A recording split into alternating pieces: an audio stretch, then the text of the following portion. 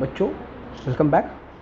तो अगला जो सम है उसके लिए ये डायग्राम रेफरेंस के लिए दिया है और कहता है कि ये डायग्राम में मान लो R1 जो है वो 5 है, R2 10 है और R3 30 है और ये तीनों पैरेलल में कनेक्टेड है। और ये जो है एक बैटरी से कनेक्टेड है जिसका वैल्यू है 12 वोल्ट, एक 12 वोल्ट के बैटरी से कनेक्टेड है। तो हमें क्या फाइंड करना है? हमें फाइंड करना है भाई करंट थ्रू ईच रेजिस्टर, हर एक रेजिस्टर के अराउंड करंट कितना है उसका वैल्यू फाइंड करना है। R1 के अराउंड, R2 के अराउंड, R3 के अराउंड, ठीक है। और टोटल करंट, ये पूरे सर्किट में टोटल करंट कितना है वो फाइंड करना है। आगे समझ में? ओके। और तो example 12.8 in the circuit diagram given in the figure, जो हमने फिगर देखा अभी suppose the resistor R1, R2 and R3 have values 5 ohm, 10 ohms and 30 ohms respectively, which has been connected to a battery of 12 volt. Calculate कीजिए the current through each resistor, the total current in the circuit and the total circuit resistance. तो मैं आपको diagram बना के ये बातों को समझाता हूँ अभी। ओके, तो ये हमारा वो सर्किट डायग्राम है बच्चों। R1, R2, R3 आप क्लियरली देख सकते हो कनेक्टेड है। पैरेलल के अंदर एक 12 वोल्ट का बैटरी लगा है उनके अक्रॉस। हमें फाइंड करना है कि R1 के थ्रू, इस R1 के थ्रू करंट कितना होगा, इस R2 के थ्रू करंट कितना होगा, इस R3 के थ्रू करंट कितना होगा, ये सारे वैल्यूज़ फाइंड करना है। तो R1 के थ्रू जो करंट जाएगा मैंने उसे I1 माना है, R2 के थ्रू जो करंट जाएगा मैंने उसे कंसिडर I2 किया है और R3 के थ्रू जो करंट जाएगा उसे हमने कंसिडर I3 किया है। और बैटरी का वैल्यू 12 वोल्ट ये सब हमने लिख लिया है। R1 का वैल्यू 5 ओम, R2 का वैल्यू 10 ओम, R3 का वैल्यू 30 ओम और V का वैल्यू, पोटेंशियल डिफरेंस का वैल्यू 12। ये सारी चीज़ें हमें दिया है। आगे हमें क्या फाइंड करना है? I1, I2, I3 जब आप फाइंड कर लो तो पूरा टोटल करंट जो है इस सर्किट में वो कितना है वो फाइंड करना है और बाद में total resistance of the circuit वो फाइंड करना है, ठीक है। तो मैं 1 बाय 1 हम लोग सॉल्व करते हैं इस पार्ट को। बड़ा सिंपल पार्ट है बच्चों, तो सोल्यूशन ले लेते हैं यहाँ पर। और ये फर्स्ट पार्ट में जाता हूँ मैं और फर्स्ट पार्ट सॉल्व करता हूँ।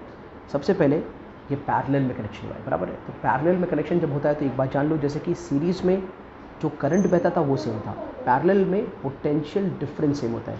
यानी जो V है ना, V ये हर एक रेजिस्टेंस के अराउंड क्या होगा, सेम होगा। कौन? Potential difference. एवरी रेजिस्टेंस के अराउंड अक्रॉस जो पोटेंशियल डिफरेंस होगा वो सेम होगा। सीरीज़ में कौन सेम फ्लो करता है? करंट सेम फ्लो करता है। समझ में आया? तो वो सीरीज़ का है, ये पैरेलल में कनेक्शन है तो पोटेंशियल डिफरेंस क्या होंगे, सेम होंगे। ये अगर चीज़ आप जान गए तो सम सॉल्व करना बड़ा आसान होगा।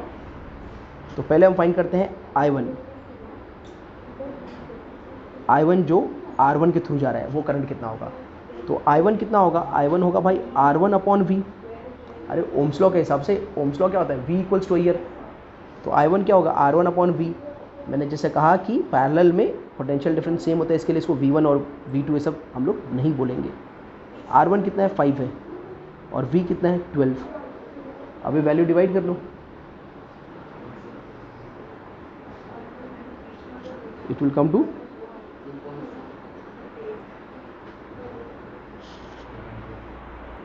ओके बच्चों।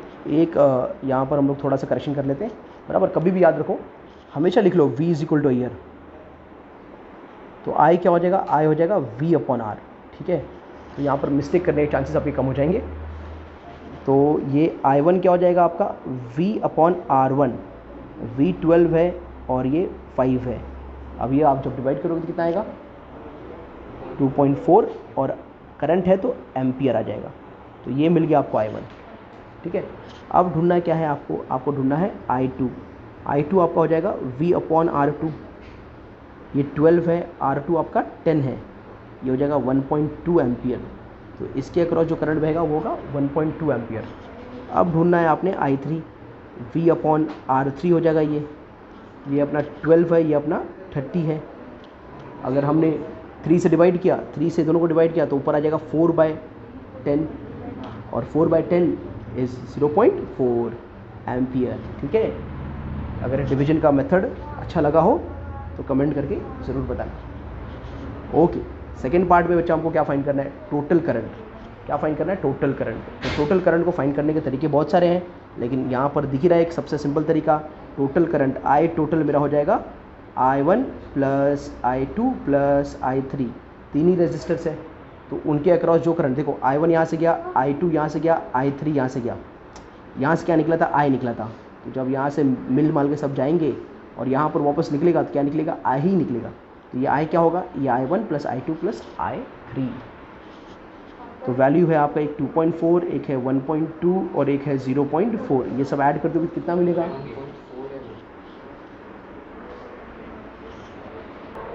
तो ये मिल जाएगा आपको टोटल 4 एम्पियर। ये मिल गया करंट टोटल। अब क्या फाइंड करना है, थर्ड रेजिस्टेंस टोटल। क्या फाइंड करना है, रेजिस्टेंस टोटल। तो ये तो एकदम सिंपल होना चाहिए। ये तीनों किस में कनेक्टेड है बच्चों, रेजिस्टेंस इन पैरेलल।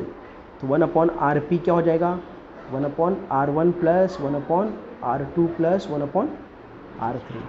ठीक है, तो यहाँ पर therefore 1/RP is equal to 1/5 plus 1/10 plus 1/30। अब क्या ले लो, आप एलसीएम ले लो। तो एलसीएम तीनों का 30 ही है, तो इसको 30 करने के लिए 6 से मल्टीप्लाई करो तो ऊपर भी 6 से मल्टीप्लाई करना पड़ेगा, इसको 3 से मल्टीप्लाई करो तो ऊपर भी 3 से, और ये तो 30 ही है। तो ये कुल कैसा दिखेगा, अब ऐसा दिखेगा 1/RP is equal to 6/30 plus 3/30 plus 1/30। तो 1/RP इज इक्वल टू नीचे 30, 6 प्लस 1 7, 7 प्लस 3 10। तो ये 0 0 कट, तो और इसको क्या किया, उल्टा कर दिया, तो क्या हो जाएगा, RP is equal to 3 ohms. ये टोटल रेजिस्टेंस हो गया आपका। ठीक है, अच्छा इस सब में ये जो टोटल करंट है, टोटल रेजिस्टेंस फाइंड करने के बाद भी फाइंड कर सकते थे। जो टोटल करंट आया ना उसको देखो कैसे, क्या होता है, फॉर्मूला क्या है, V is equal two year. ये टोटल की बात कर रहा हूँ, टोटल सब टोटल। तो V तो 12 है, R कितना है देखो 3, तो 12/3 इक्वल्स टू I, डिवाइड किया तो I कितना आएगा, 4 आएगा। तो ऐसे भी I 4 आया, और इस फॉर्मूला से वैसे भी I 4 आएगा। ठीक है, तो होपफुली ये सब आपको समझ में आ गया होगा।